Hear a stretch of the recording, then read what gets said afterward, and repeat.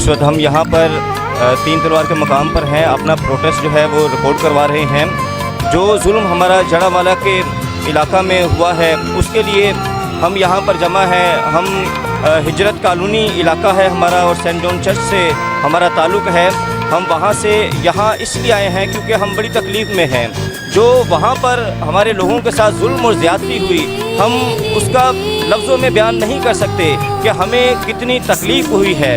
ہمیں افسوس ہے کہ اتنا بڑا دہشت گردی کا سانحہ ہوا اور ہماری حکومت ایسے لوگوں کے سامنے بے بس رہی۔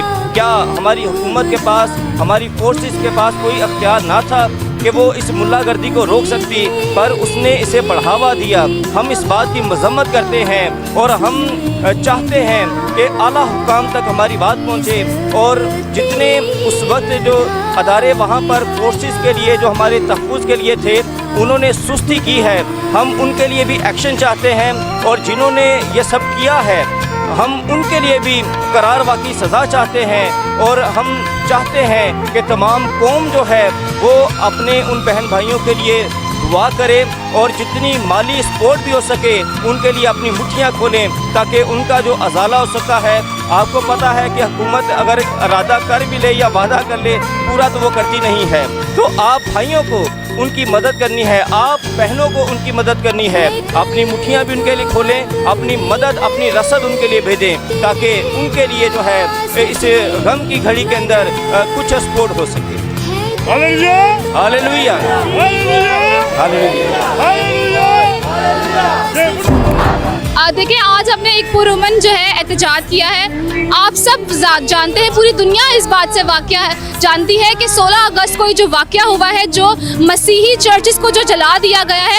آپ مجھے خود بتائیں کہ آپ کا کسی کا بھی مذہب کسی کو اجازت دیتا ہے کہ کسی کی جو عبادت گاہ ہے اس کے ساتھ اس طرح کا سلوک کریں؟ مجھے لگتا ہے جن لوگوں نے یہ کیا ہے شاید ان کے اندر جو ہے محبت نہیں ہے۔ جس نے بھی یہ کیا ہے وہ اوپر جو بیٹھا ہوا ہے نا اللہ تعالیٰ، وہ خداوند وہ انصاف کرتا ہے۔ لیکن ہم مسیحیوں کو ہمارا جو آج کا مقصد ہے وہ یہی ہے کہ ہمیں انصاف چاہیے۔ آپ شاید دوبارہ اس کی مذمت کے لیے کچھ نہ کچھ کر دیں، ٹھیک ہے، حکومت شاید کچھ نہ کچھ کر دے، لیکن کیا آپ لوگ خوف نکال سکتے ہیں ہمارے بچوں کے دلوں میں سے؟ یہ بہت بار ہو چکا ہے کہ ہماری قوم پر تشدد کیا جاتا ہے، ہمارے لڑکوں کو مارا جاتا ہے اور بے بنیاد الزام جن کے ثبوت بھی نہ ہوتے ان کو لگا کر ان کو قتل کیا جاتا ہے اور رسوا کیا جاتا ہے ان کے خاندانوں کو۔ تو ہم اپیل کرتے ہیں اپنی گورنمنٹ سے کہ ہماری اس بات کو سنیں، اور ہم امید رکھتے ہیں کہ ہمارے جو گورنمنٹس ہیں، ہمارے جو پرائم منسٹر ہیں وہ ہماری آواز کو سنیں گے۔ مجھے مولانا اشرفی صاحب کی بات بہت پسند آئی۔ انہوں نے کہا کہ جس چرچ کو جلایا گیا ہے وہیں پر عدالت لگائی جائے۔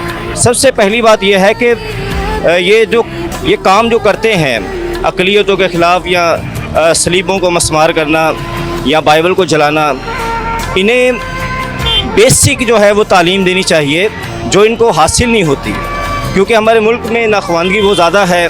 اگر کوئی کرسچن لٹریچر یا کرسچنوں نے کیا کیا ہے اس ملک کے لیے، اگر وہ انہیں بچپن ہی میں پڑھا دیا جائے، جیسے تقریباً سیکنڈری تک کی ایجوکیشن کے اندر، تو ایسے واقعات نہیں ہوں گے، کیونکہ انہیں علم ہی نہیں ہے کہ پاکستان کے بنانے میں یا اس کی فلاح و بہبود میں کرسچنوں کا کیا کردار ہے۔